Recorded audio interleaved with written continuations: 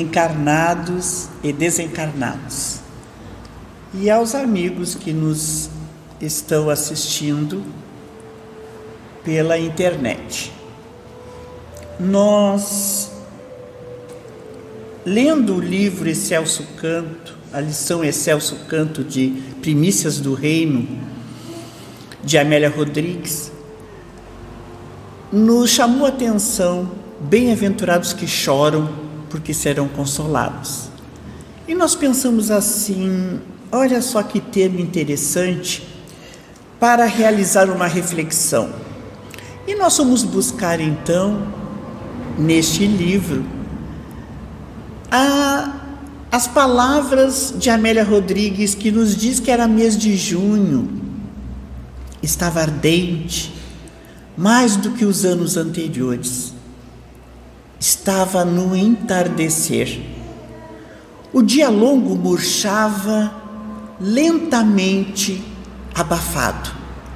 A montanha, de suave aclive, salpicado de árvores de pequeno porte, que ofereciam abrigo e agasalho. A multidão afluíra para ali ansiosa, como que atraída por fascinante expectativa. Eram galileus da região em redor, pescadores, agricultores, gente simples, sofredora, sobrecarregada e aflita. Eram judeus chegados do além do Jordão, de Jerusalém, estrangeiros de Decápolis. Aquelas vozes se misturavam nos dialetos regionais e uniam-se todos na mesma expectativa, curiosidade, mas algo em comum: as aflições.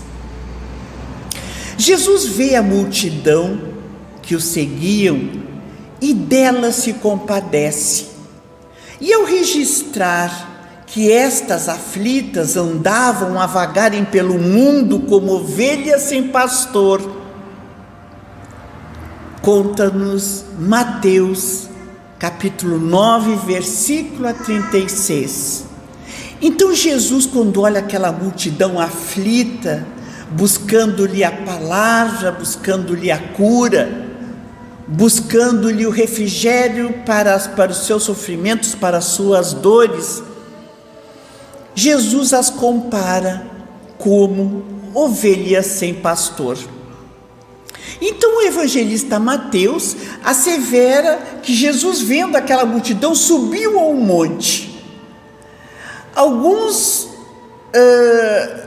falam que não tinha nenhum monte tão severo que ele poderia subir, outros dizem que ele desceu, mas subindo ou descendo, ele vestiu-se de poente, porque estava no entardecer, e aquele sol inundou a cabeleira castanha de Jesus. Diz que ficou toda ela inundada de uma luz diferente, uma auréola refulgente incendiou-lhe os cabelos. A multidão era a sua vida, amá-la e atendê-la era o seu fanal, era o seu objetivo, era para aquilo que ele vinha à terra. E ele então, abrindo a boca, começou a dizer: bem-aventurados os aflitos, porque eles serão consolados. As bem-aventuranças, bem-aventurados os pobres de espírito, porque deles é o reino dos céus. Bem-aventurados que têm fome e sede de justiça, porque eles serão fartos. Bem-aventurados os misericordiosos, porque eles alcançarão misericórdia. Bem-aventurados que têm limpos o coração, porque eles verão a Deus. Mas o tema de hoje, da nossa reflexão, é bem-aventurados que choram, porque serão consolados. Então nós vamos buscar chorar, o ato de chorar, que é uma resposta fisiológica às emoções humanas, É uma resposta que o organismo fornece quando nós estamos tristes, quando nós estamos encolerizados, quando nós estamos com muita raiva. Então o ato de chorar consiste nessa produção dessa quantidade de lágrimas, que geralmente esse estado emocional pode vir também de medo. Nós não sabemos exprimir através de outros sentimentos que não seja chorar.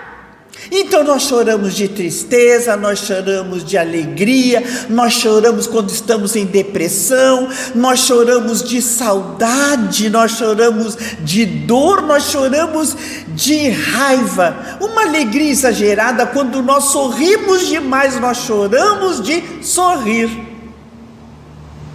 E que momentos marcantes as lágrimas nos ofertam: chorar de rir, chorar de saudade. Então pesquisas comprovam que muitas pessoas que choram com facilidade geralmente expressam melhor os seus sentimentos.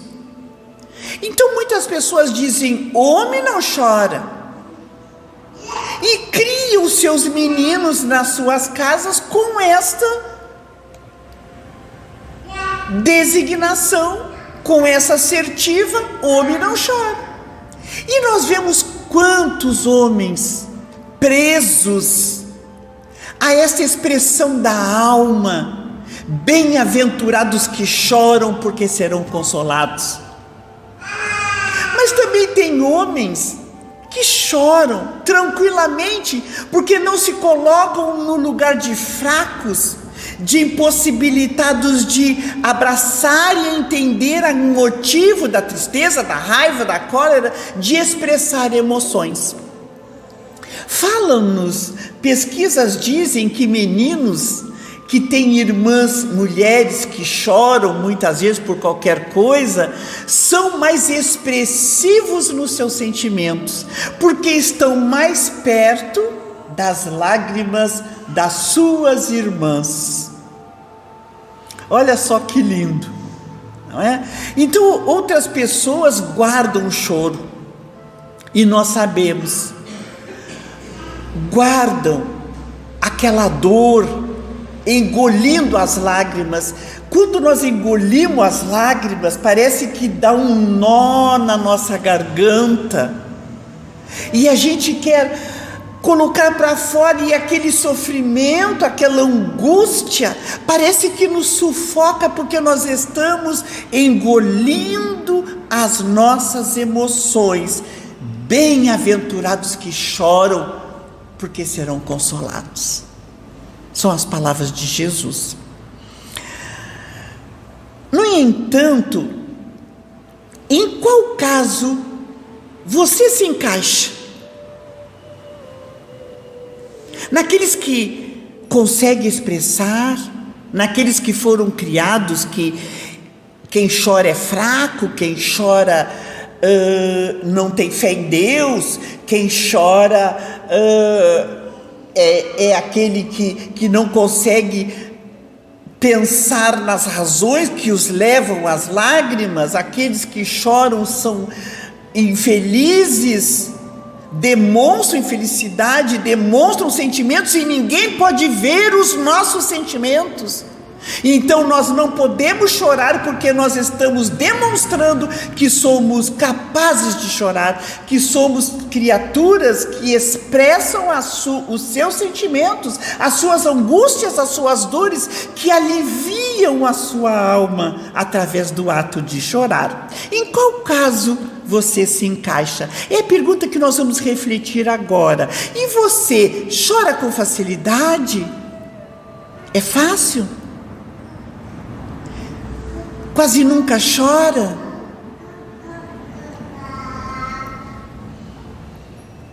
Não consegue chorar? Por quê? Já fizeram um autoconhecimento? Por que é tão difícil chorar? Nós estamos hoje num momento em que a indústria do rir é tamanha, é tremenda. Então ninguém pode se mostrar infeliz. A sociedade faz tudo para que a gente não chore. Então existem programas televisivos de bonecos gigantes ou filmes que só tentam nos fazer rir, programas que nos fazem rir, e todos, quando se postam no Face, têm uma vida feliz e invejável. Não podemos demonstrar infelicidade, não podemos demonstrar tristeza, não podemos chorar. Então milhões em dinheiro são gastos para que ninguém chore. Há todo um aparato para que o homem possa rir, para que ele não se lembre das suas misérias, para que ele não se lembre das suas dores, nem dos seus problemas, e nós vamos engolindo a causa daquilo que nós precisamos trabalhar, daquilo que nós precisamos movimentar, que são os nossos sentimentos, que nos levam a agir e reagir perante a vida e perante nós mesmos, perante a vida de relação, impedindo que nós tenhamos a postura do autoconhecimento para saber por que eu reajo desta forma em tais circunstâncias do nosso aprendizado de vida. Então vamos pensar, se nós vivemos neste mundo voltado aos prazeres, em que os princípios básicos da felicidade, da alegria e do divertimento são o pedido da época. Então eu não posso ser triste, eu não posso ser infeliz, eu não posso estar depressiva, eu não posso dizer que eu estou triste. Não, eu estou sempre feliz.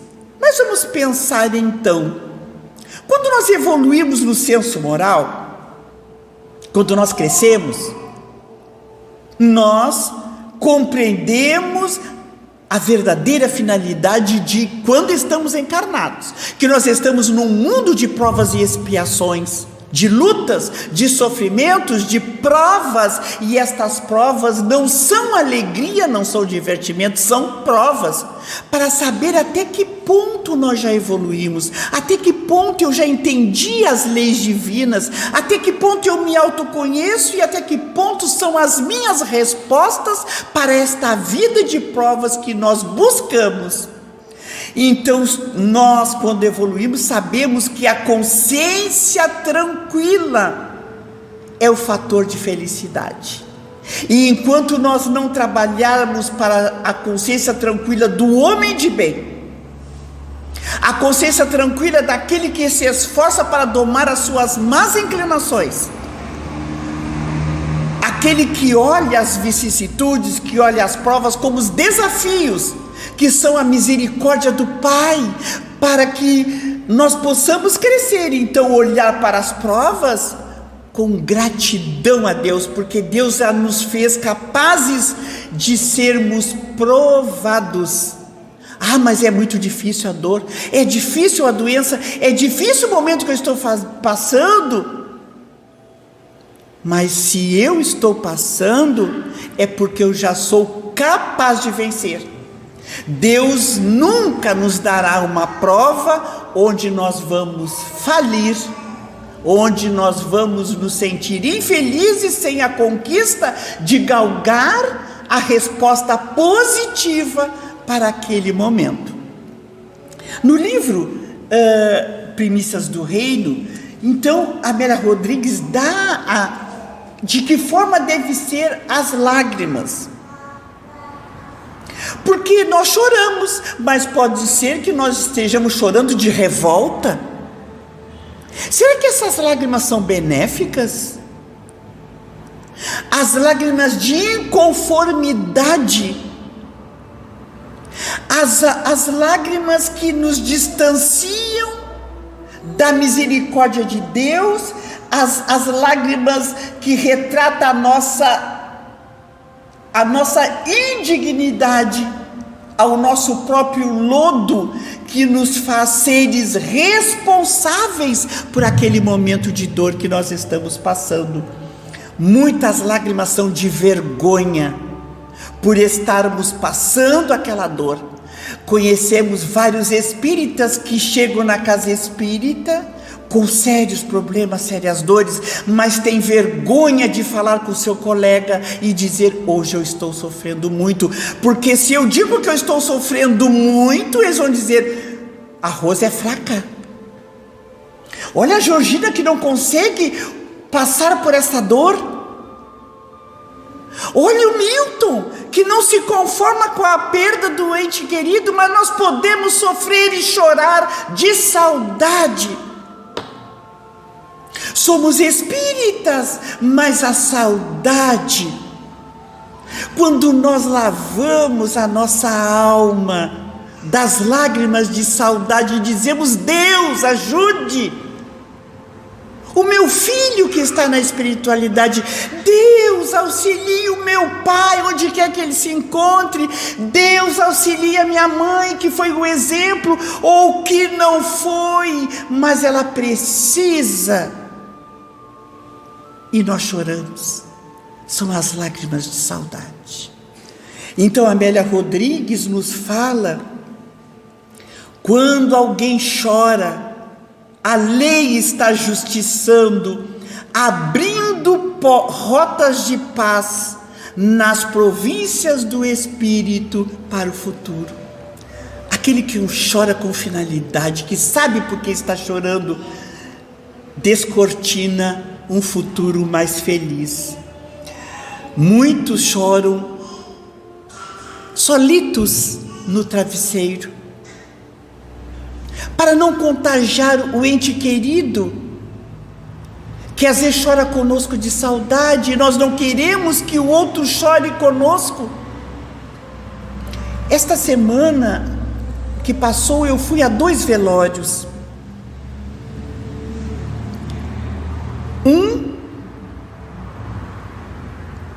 A senhora estava com câncer, já estava em estado terminal, todos aguardavam. O outro já era um senhor de idade, com Alzheimer, mas estava bem, desencarnou de repente. Nos 2 velórios nós analisamos a forma como cada um enfrentou a sua dor. O choro, a revolta, eu quero a minha mãe, por quê? No outro, a compreensão do momento, o heroísmo daqueles espíritos, a consciência que a vida não termina no túmulo, e que tudo que nós passamos são para nós exercícios para o nosso crescimento espiritual. O pranto fala o que a boca não se atreve a sussurrar. Quando alguém está chorando, está solicitando auxílio. Chorar é um ato benéfico, mas como nós choramos mostra quem nós somos. Quantas vezes nós choramos em final de encontro? Eu já tive momentos lindos, onde eu disse assim: nossa, se eu desencarnasse aqui neste momento de luz, porque a espiritualidade jorra tanta coisa linda em momentos benéficos de encontros, que nós dizemos são êxtases com a espiritualidade no momento da prece, que é tão compensador, que a gente diz assim: este momento é um momento que não existe igual.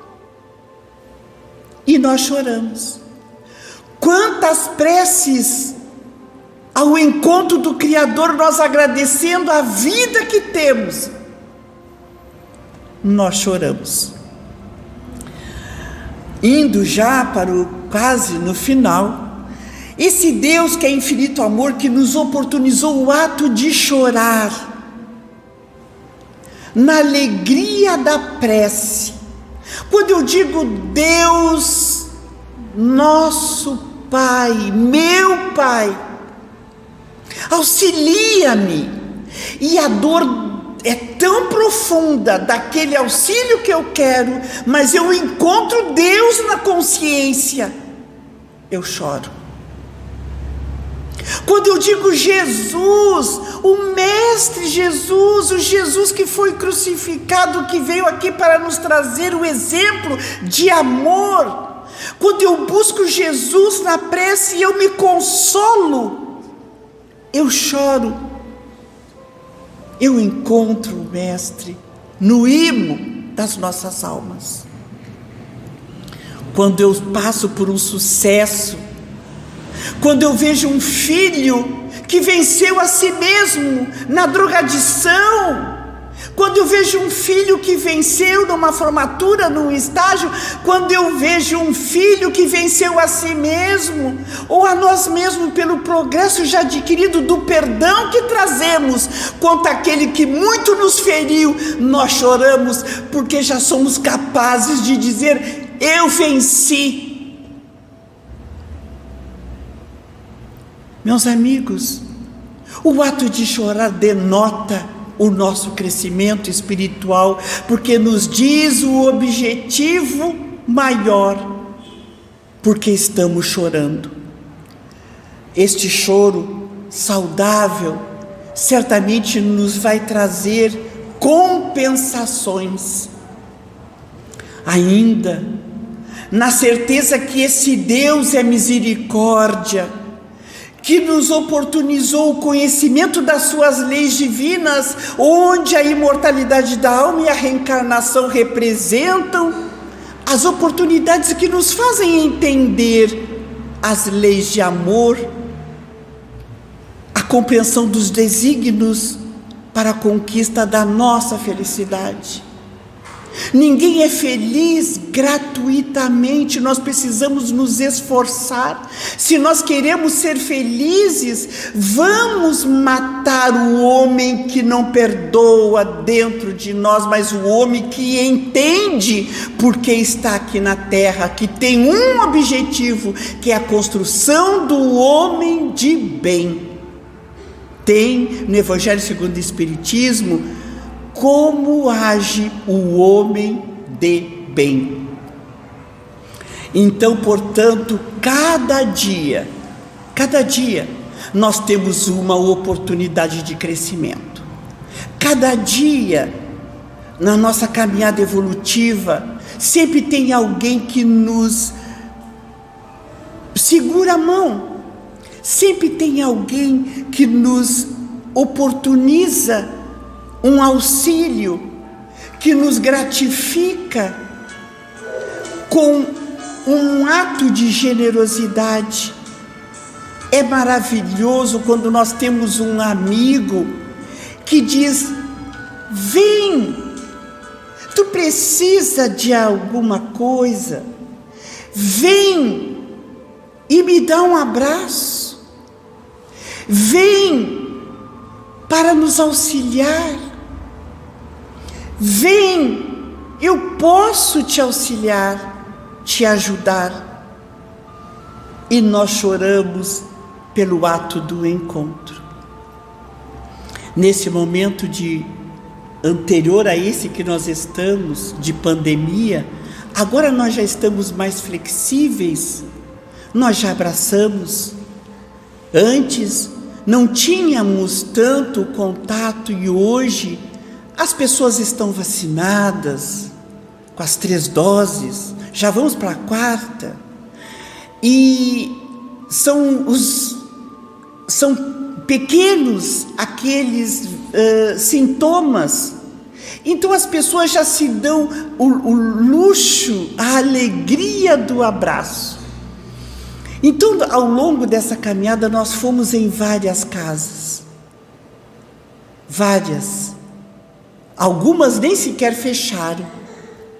Numa casa que eu fui, ninguém se abraçou, era tudo soquinho. E era uma pessoa muito amiga nossa. E ela, eu fiz a palestra, tal.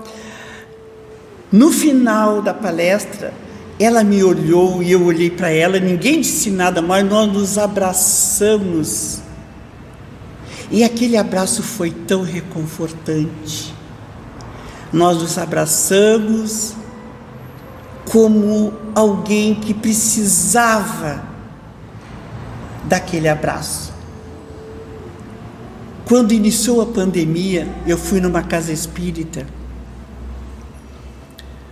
fazer uma exposição. No outro dia a casa ia fechar. Aí a presidente, que era muito minha amiga, disse assim: Georgina, está todo mundo proibido de se abraçar. Então, tudo bem, soquinho, nós entendemos e tal. E ela me apresentou, eu fiz a palestra. Aí no final ela disse: Georgina, me desculpe, mas eu vou ter que te abraçar. E ela me deu um abraço inesquecível, porque 1 ano e meio depois ela adoeceu e desencarnou. Esse abraço ficou na minha memória. Ficou grandemente na minha memória.